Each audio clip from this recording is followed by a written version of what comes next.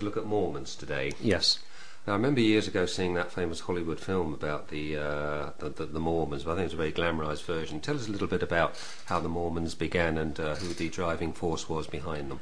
Well, the main character behind the Mormon Church, who is still revered today, would be Joseph Smith. The Mormons are convinced that he is a prophet, and they look to him with great reverence. He was the founder of the Mormon Church, and once he died, Brigham Young took the reins over from him.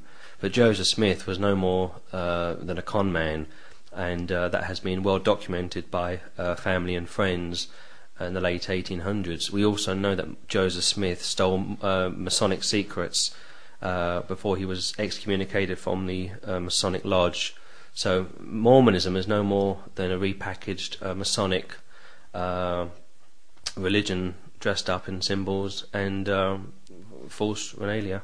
So you're saying that Joseph Smith and Brigham Young were practicing Freemasons then? Yes, Brigham Young, as far as I understand it, was a 32nd degree Freemason. That's the highest, isn't it? That's the second to the highest. Yes. And Joseph Smith was a 3rd degree, which was a Master Mason.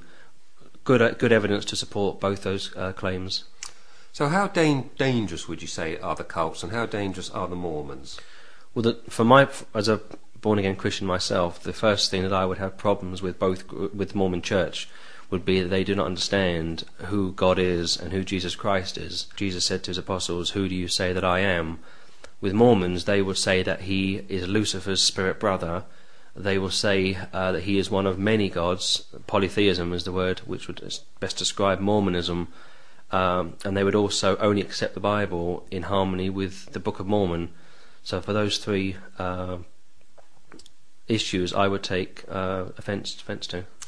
Just two quick questions. They seem to be a very fast-growing religion worldwide, and also they seem to be getting involved in the ecumenical movement in America.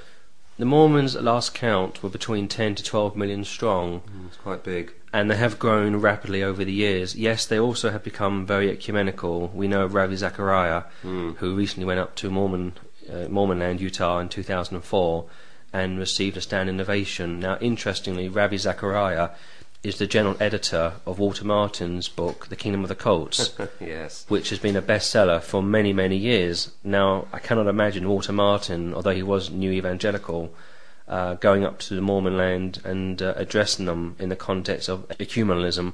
I'd be very surprised if he would have been invited and whether he would have accepted.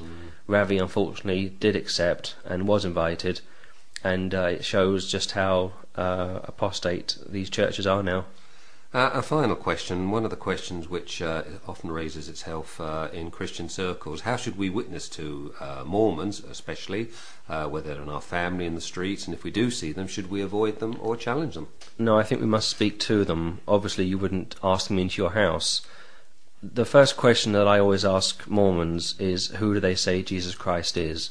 Again, they will give you the evangelical lingo, but when you tie them down, it soon becomes apparent that they see him as just a god alongside many other gods, which of course is heresy when it comes to the biblical understanding of who Christ is. We must speak to them in Christian love, and we must expose the erroneous doctrines and theology behind Mormonism.